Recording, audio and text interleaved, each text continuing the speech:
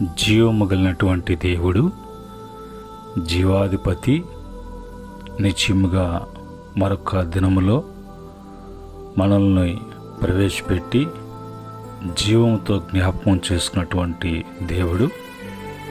నిశ్చయముగా ఆయన పోషకుడిగా, సంరక్షకుడిగా, నిరంతరము నడిపించువాడుగా, యుగ సమాప్తి వరకు సదాకాలము నేను మీతో కూడా ఉన్నాను అని వాగ్దానం చేసినటువంటి దేవుడు తిరిగి మనలను ఉదయకాలపు కృపావాక్య ధ్యానములలో పాలుపంపులు కలిగి ఉండటానికి కృప చూపించిన దేవునికి స్తుతులు స్తోత్రములు చెల్లిస్తున్నాను. అలాగనే ప్రతిరోజు కూడా దేవుని యొక్క కృపా వాక్య ధ్యానములలో బలపడుతూ, ప్రభులో ఎదుగుతూ, ప్రభులో స్థిరులుగా నిలిచి ఉంటూ, ప్రభు మహిమ కొరకు ఆయన్ని అనుసరిస్తున్నటువంటి ప్రతి బిడ్డకు కూడా ప్రభు పేరిట వందనములు, ప్రభు పేరిట శుభములు తెలియజేస్తూ ఉన్నాను. ప్రియమైన దేవుని బిడ్డలారా, ఈ దినము మనము దేవుని వాక్యాన్ని చదువుకొని ప్రార్థనాపూర్వకంగా వాక్యాన్ని ధ్యానం చేద్దాం.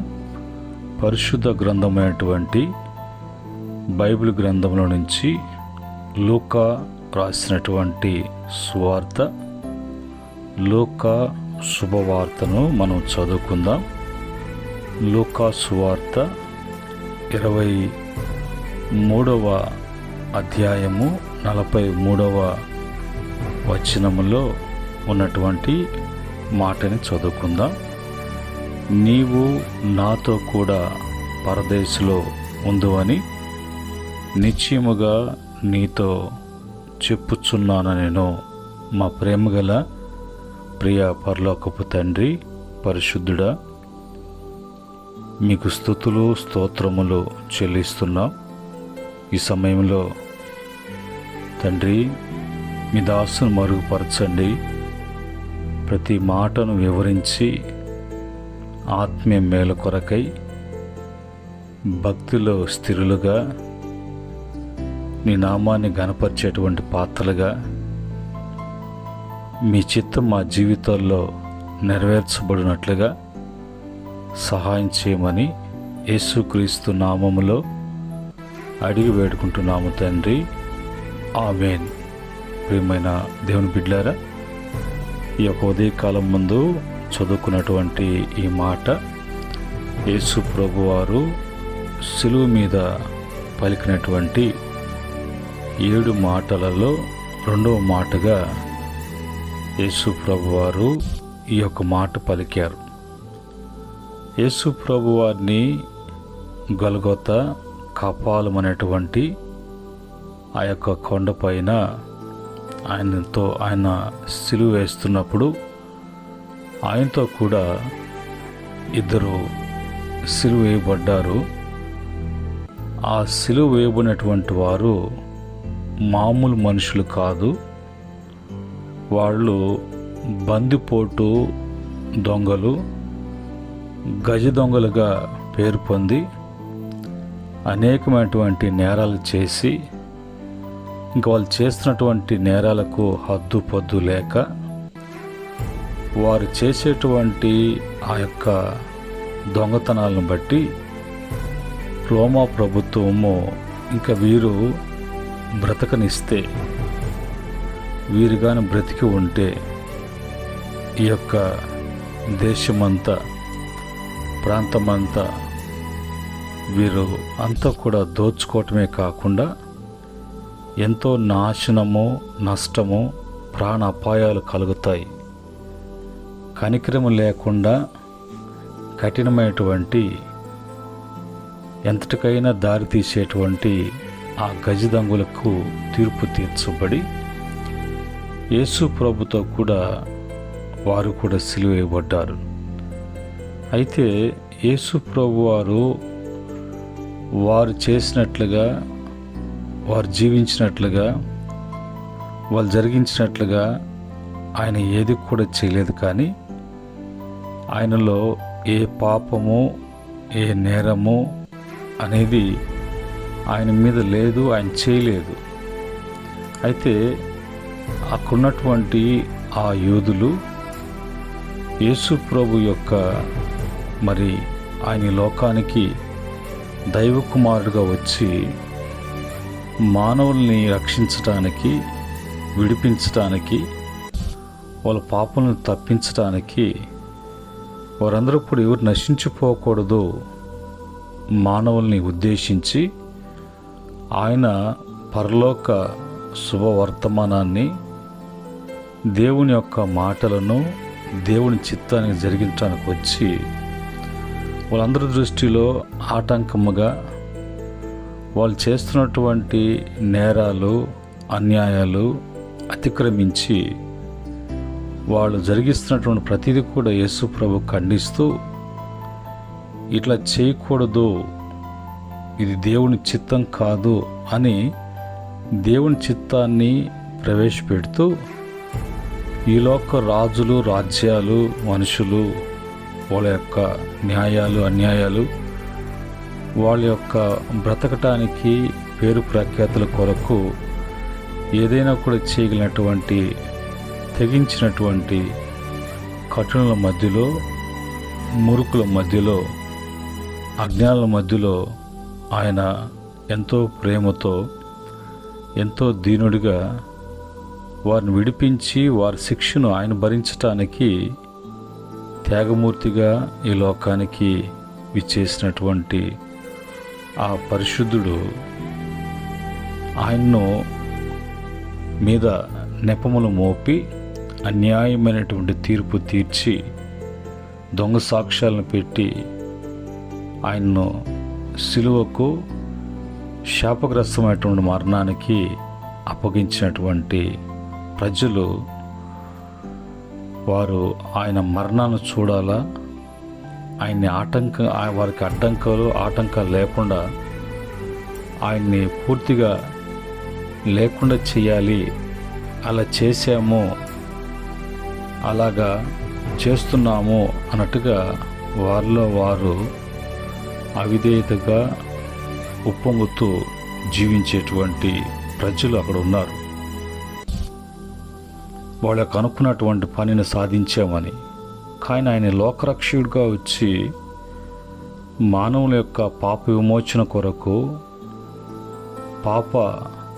మరి క్రయధనం చెల్లించడానికి, పాప శిక్షణ ఆయన అనుభవించడానికి, పాప మరణాలు పొందటానికి, బలియాగం కావడానికి వచ్చినటువంటి ఆ యొక్క ప్రేమ కలిగినటువంటి దేవుని కుమారులను వారు అక్కడ శిలువకి అప్పగించినప్పుడు అక్కడ మరి వారిలో ఉన్నటువంటి కుడి ఎడముల్లో ఉన్నటువంటి దొంగల్లో మరి కిందుండి అపహాసిస్తున్నటువంటి, దూషిస్తున్నటువంటి, ద్వేషిస్తున్నటువంటి, నానా విధమైనటువంటి మరి ఇంకా అవకాశం ఉంటే ఏదైనా చేయటానికి, ఏదేదో చేయాలని పగతో, ఈర్ష్యతో, పట్టుదలతో, ఇంకా ఆ చివరి క్షణాల్లో కూడా ఏదైనా అవకాశంగా దొరికితే ఆ శిలువ మీదే అక్కడే ఇంకేదైనా చేయాలి అన్నటువంటి కఠినుల మధ్యలో ఎడమవైపునటువంటి దొంగ వారితో ఏకీభవించినట్లుగా యేసు ప్రభు వారిని అక్కడ మరి హేళన చేస్తూ, దూషిస్తూ, నిన్ను నువ్వు రక్షించుకునేటువంటి వాడువు, మమ్మల్ని ఏం రక్షిస్తావు? నువ్వు చేసినటువంటి బోధలో, ఆ బోధనలో ఎవరు మార్పు చెందారు? ఇంతకాలం నువ్వు చేసినటువంటి, జరిగించినటువంటి పరిచర్యలో చివరికి నీకు మరణం తెచ్చుకున్నావు. నిన్ను రక్షించుకునేటువంటి వాడివి, మమ్మల్ని ఏం రక్షిస్తావు, మనల్ని ఏం రక్షిస్తావు అన్నట్టుగా దూషిస్తున్నాడు. కుడివైపునటువంటి దొంగ అలా కాకుండా వాడిని గద్దిస్తూ, మనకి ఈ శిక్ష తగింది. కారణం ఏంటంటే మనం అనేకమైనటువంటి తప్పులు చేసాం, నేరాలు చేసాం, దోషాలు చేసాం, అనేక హత్యలు చేసాం. మనకి మరణము తగినది. ఈ విధంగా మనం మరణించటము అది న్యాయము అన్నట్టుగా అంటూ ఆ చివరి క్షణాలలో, చివరి గడియలలో యేసు వైపు చూసి, యేసు, నీ రాజ్యములో నన్ను జ్ఞాపకం చేసుకోవా? నీ రాజ్యంతో వచ్చినప్పుడు నీ రాజ్య పరిపాలనలో నన్ను జ్ఞాపకం చేసుకో అన్నప్పుడు వెంటనే యేసు ప్రభు అతని వైపు చూసి, నీవు నాతో కూడా పరదైసులో ఉందువని నిశ్చయముగా నీతో చెప్పుచున్నాను అని వాగ్దానం చేసినట్లుగా అతనికి దేవుడు ఆ విమోచన కలిగించినట్లుగా ఇందులో మరి మనం చూసినప్పుడు ఒక దొంగ అపహసిస్తూ ఉన్నాడు. మరొక దొంగ తన పాపాన్ని మరి ఇలాగా మరి ఒప్పుకుంటూ ఆయన ఒక రాజ్యంలో అతను యేసుప్రభు అతను జ్ఞాపకం చేసుకొని దేవుని రాజ్యంలో ప్రవేశించాలి అని తన తప్పుల్ని, పాపాలని మరి ఒప్పుకుంటూ పశ్చాత్తాపడుతూ అతను అక్కడ ఆ మాటలు మాట్లాడడం అనేది మనం చూస్తూ ఉన్నాం. కనుక దీన్ని బట్టి ఆ చివరి గడిలో కూడా యేసు ప్రభు వాళ్ళకి రక్షణ అనేది ఇవ్వటానికి, ఆ చివరి గడియలో రక్షణ అనేది ఆయన కృప ద్వారా కలిగిందని చెప్పటానికి యేసు ప్రభు వారు ఆ వాగ్దానం అతను చేస్తున్నట్లుగా, కృప ద్వారానే రక్షణ అనేది యేసు ప్రభు అక్కడ ఆయన కనపరుస్తున్నాడు. సాల్వేషన్ బై గ్రేస్ అనేటువంటి మాట యేసు ప్రభు అక్కడ చెప్పడం జరుగుతుంది. ఆ దొంగకు మంచి పనులు చేయడానికి సమయం లేదు, కానీ యేసు అతనికి క్షణములోనే రక్షణ ఇచ్చాడు అన్నట్టుగా అక్కడ మనకు కనిపిస్తుంది. అతని జీవితకాలం అంతా కూడా ఈరోజు కూడా మంచి మనసు, మంచి పనులు చేయటానికి అతనికి సమయం లేనట్టుగా అంతగా అతను దొంగతనాలలో మునిగి తేలుతున్నటువంటి వాడుగా, అలాగా మరి ఆ కార్యాలు జరిగించడంలో లీనమైనటువంటి వాడు ఉన్నాడు. కానీ ఈరోజు కూడా అతను మంచి చేసినట్లు లేదు. అయితే యేసు అతని పశ్చాత్తాపాన్ని బట్టి క్షణములోనే అతనికి రక్షణ అక్కడ ఇచ్చినట్లుగా కలిగినట్టుగా ఎఫెసీ పత్రిక 2వ అధ్యాయం 8వ వచనంలో, కృపచేత విశ్వాసాన్ని బట్టి మీరు రక్షించబడినటువంటి వారుగా ఉన్నారు, కానీ వేరే దేని వలన కూడా మీకు రక్షణ అనేది కలగదు అని ప్రభు చెప్తున్నాడు. నిజమైనటువంటి పశ్చాత్తాపం అతనిలో యేసు ప్రభు వారు చూశారు.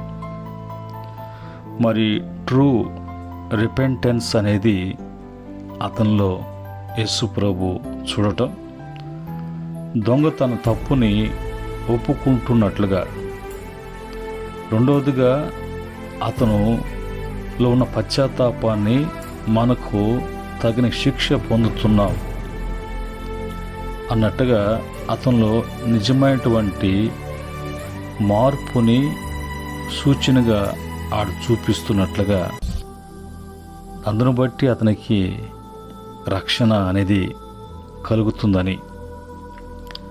మూడవదిగా అతను యేసును రాజుగా అంగీకరించటం. ఎలాగా దొంగ యేసును రాజుగా గుర్తించటం అనేది ఎలాగా అంటే అక్కడ అంటాడు, నీ రాజ్యములో అని అంటాడు. నీ రాజ్యములో నన్ను జ్ఞాపకం చేసుకోవా? నువ్వు రాజుగా ఉన్నప్పుడు నీ పరిపాలనలో నన్ను జ్ఞాపకం చేసుకోవా అని సిలువుపై ఉన్నటువంటి యేసు రాజు అని అతను అంగీకరించినట్లుగా ఆయన రాజ్యములో ఇతను రక్షించబడి రక్షణ పొంది ఆయనతో ఉండటానికి ఇష్టపడ్డాడు. అందుకనే ప్రభు అతనికి వాగ్దానం చేస్తున్నట్లుగా అతనికి రక్షణ, పాప విమోచన, ఆ యొక్క పరదేశంలో ఆయనతో కూడా ఉండటానికి భాగ్యాన్ని యేసు ప్రభు వారు కలిగిస్తున్నారు. వెంటనే మరి యేసు ప్రభు వారు మరి అతనితో చెప్పినటువంటి మాట, నేడు నీవు నాతో కూడా అని, మరి ఆ యొక్క రక్షణ ఆలస్యం చేయకుండా అతనికి ఆ రక్షణ కలుగునట్లుగా యేసు ప్రభు వారు అక్కడ ఆ మాట పలికినట్లుగా మనం చూస్తున్నాం. మరి ఎక్కడుంటావు నా రాజ్యం అన్నప్పుడు పరదేశులో అని అంటాడు. పరదేశు, ప్యారడైజ్ అనేది దేవుని సన్నిధిలో ఉంటావు. ఇప్పటి వరకు లోకములో, పాపములో, అపరాధములో ఉన్నటువంటి నీవు నీ పశ్చాత్తాపము, నీ విశ్వాసము, నీ యొక్క ఒప్పుకోవటము అనేది నీవు పరదేశంలో ఉండటానికి, ఆయన రాజ్యములో ఉండటానికి, ఆయన సన్నిధిలో ఉండటానికి, ఆయన బిడ్డగా చేర్చబడటానికి చివరి క్షణాల్లో కూడా అవకాశాన్ని యేసు ప్రభు వారు ఇవ్వటం అనేది మనం చూస్తూ ఉన్నాం. కనుక ఈ మాటలను బట్టి మన జీవితాలలో మరి ఆ దొంగకు కలిగినటువంటి మహాభాగ్యం, ఆ మంచి అవకాశం అనేది మన జీవితాల్లో కూడా ప్రభు చివరి క్షణాల వరకు కూడా అవకాశాలు ఇస్తూ ఉంటాడు ఆయన కృపను బట్టి. కనుక మన జీవితాల్లో ఇంకా ఆ యొక్క రెండో దొంగలాగా అవిధేయులుగా, బుద్ధిహీనులుగా, భక్తిహీనులుగా, ఇంకా ప్రభుని ఎరగక, ప్రభు యుద్ధకు రాక, ప్రభుని గురించి తెలుసుకొని ఆయన రాజుగా అంగీకరించకుండా, ఆయన రాజులో, ఆయన పరిపాలనలో మనము జీవించడానికి అవకాశం కల్పిస్తూ అనేక అవకాశాలు ఇస్తున్నా కూడా ఆయన వైపు చూడకుండా లోక ఆకర్షణీయులలో నిమగ్నమైపోయి పతనానికి, పాతాళానికి, మరణానికి, శాపగ్రస్తమైన జీవితం జీవించకుండా రక్షించడానికి ఆయన లోకరక్షకుడుగా వచ్చాడు అనే విషయాన్ని మనం తెలుసుకోవాలి. పశ్చాత్తాప హృదయము అనేది, రిపెంటెన్స్ హార్ట్ అనేది దొంగ తన పాపాన్ని ఒప్పుకోవటానికి, ఆ శిక్ష అతనికి కరెక్ట్ అన్నట్టుగా యేసు ప్రభుని అతను రాజుగా గుర్తిరిగి అంగీకరించటం కానీ, నిజమైనటువంటి పశ్చాత్తాపము అనేది అతని జీవితంలో రక్షణ తెచ్చిపెట్టినట్లుగా మనము కూడా అలాగ రక్షించబడాలి, అలాగ రక్షణ మనకు సమీపంగా ఉన్నది అనేది ఈ మాటల ద్వారా మనకు తెలియచేయబడుతున్నటువంటి నగ్న సత్యం. రెండవదిగా మరి విశ్వాసపు ప్రార్థన, ప్రేయర్ ఆఫ్ ట్రూత్ అనేది లూకాసు సువార్త 23:42లో యేసయ్య నన్ను జ్ఞాపకము చేసుకో అన్నట్టుగా ఆ చిన్న మాట గొప్ప విశ్వాసం అతనిలో కనిపిస్తున్నట్లుగా, చిన్న విశ్వాసం కూడా యేసు ముందు అది గొప్పదిగా అనిపించింది కాబట్టి అతను రక్షణ, మరి దేవుని సన్నిధి, దేవుని రాజ్యములో పాలు పంపులు కలగటం అనేది, అలాగనే కృపతో వచ్చినటువంటి రక్షణ, సాల్వేషన్ బై గ్రేస్, లూకాసు సువార్త 23:43 ప్రకారంగా యేసు ప్రభు అంటారు, నేడు నీవు నాతో కూడా పరదేశులో ఉండేదవు. వెంటనే రక్షణ ఇచ్చినట్లుగా ఆడ కనిపిస్తుంది. రక్షణ కృప వల్లనే వస్తుంది, కానీ పనుల వల్ల కాదు అనేది అక్కడ నిరూపించబడుతున్నది. కనుక రక్షణ ఆలస్యము చేయబడదు. నేడు అనేది దేవుని పిలుపు. యేసును నమ్మిన వారికి పరలోకము నిశ్చయముగా ఉన్నది అనేది యేసు ప్రభువారు కలువరి శిలువలో పలికినటువంటి రెండవ మాటకి అర్థము. ఆ యొక్క సమయంలో, ఆ గడియలో రక్షణ కార్యము ఎంతగా అక్కడ జరగటం, రక్షణను పొందుకోవటం, అంగీకరించటం, ఆ పశ్చాత్తాపం, ఆ విశ్వాసం అతని జీవితాన్ని దేవుని సన్నిధిలో ఉండే భాగ్యాన్ని, దేవుని రాజ్యములో పాలుపంపులు, పరదేశంలో దేవుని సన్నిధిలో ఉండటానికి ఆ యొక్క భాగ్యాన్ని పొందుకున్నాడు. మనకు కూడా అలాంటి అవకాశాన్ని ప్రభు ఇస్తుండగా, ఆ రెండో దొంగ వలె అపహసించి దూషించి మరి నోరుందని నోటుకొచ్చినట్లుగా అనేక పర్యాయాలు నోటి ద్వారా చేయకున్నటువంటి, మాట్లాడుకున్నటువంటి అన్నీ కూడా అంటూ ఆ యొక్క శిక్షకు, శాపానికి పాత్రులు అన్నట్టుగా జీవించకుండా ఒక పశ్చాత్తాపంతో కూడినటువంటి జీవితాన్ని ప్రభు ముందు ఉండటానికి ప్రభు యొక్క సహాయము ఎల్లవేళ్ళ అందిస్తూ ఉంటుంది అనే విషయాన్ని తెలుసుకోవాలి. చివరి క్షణంలో వచ్చినటువంటి విశ్వాసం కూడా నిత్య జీవాన్ని తెరుస్తుంది అనేటువంటి విషయాన్ని మర్చిపోకూడదు. మనుషులు గతాన్ని చూస్తారు, యేసయ్య హృదయాన్ని చూసేటువంటి వారుగా ఉన్నారు. మనుషుల విషయంలో, దేవుని విషయంలో నేడు అనేది దేవుని కృపకు తెరవబడినటువంటి తలుపు లాంటిది. పాపి మారితే పరదేశు దగ్గరగా ఉంటుంది. యేసుతో ఉన్న చోటే పరదేశు. చిన్న ప్రార్థన గొప్ప రక్షణకు దారి తీస్తుందనే విషయాన్ని తెలుసుకోవాలి. ఆఖరి అవకాశం కూడా దేవుని కృపలో మొదటి ఆశగా మారుతుంది అనేది తెలియచేయబడుతున్నటువంటి మాట. నిన్నటి పాపము నేటి కృప ముందు నిలబడలేదు అనేది మనకు కనపరుస్తున్నటువంటి సత్యం. యేసు దగ్గర లేటు అనేటువంటి మాట లేక ఆలస్యం అనే మాట లేదు. నేడు నిర్ణయం, నిత్య జీవం, నిత్య ఫలితం అనేది యేసుక్రీస్తు ద్వారా అనుగ్రహించబడటానికి, ఆ కృప ఆవరించటానికి, ఆ కృప కార్యం జరిగించటానికి ఎప్పుడు కూడా సంసిద్ధమే.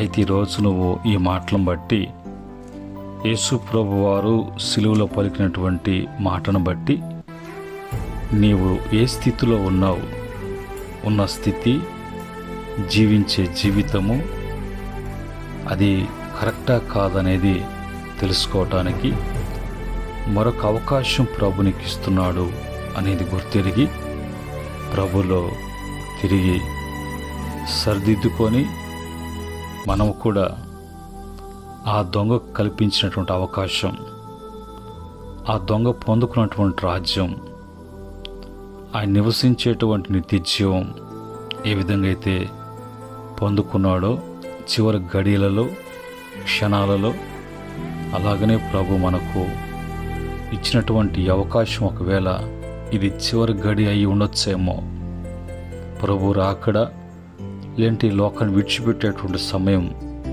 అనేది ఈ చివరి గడియలు అనేది ఒకవేళ హెచ్చరికగా మనకి హెచ్చరింపుగా ఉన్నదేమో ఒకసారి తెలుసుకోవటానికి, పరీక్షించుకొని జాగ్రత్త పడటానికి ప్రభు ఇచ్చినటువంటి అవకాశాన్ని బట్టి ప్రభు ప్రతి బిడ్డ జీవితంలో కృప ద్వారా రక్షణ, కృప ద్వారా ఆ వాగ్దానము, కృప ద్వారా స్వతంత్రించుకోవటము, కృపలో జీవించేటువంటి జీవితం యేసుక్రీస్తు ద్వారా ప్రతి బిడ్డకు కూడా అనుగ్రహించబడునుగాక. ఆమేన్.